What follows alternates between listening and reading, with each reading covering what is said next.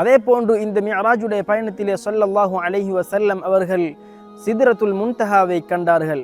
சித்ரத்துல் முன்தஹா என்பது அல்லாஹ்வால் படைக்கப்பட்ட பிரமாண்டமான ஒரு மரமாகும்.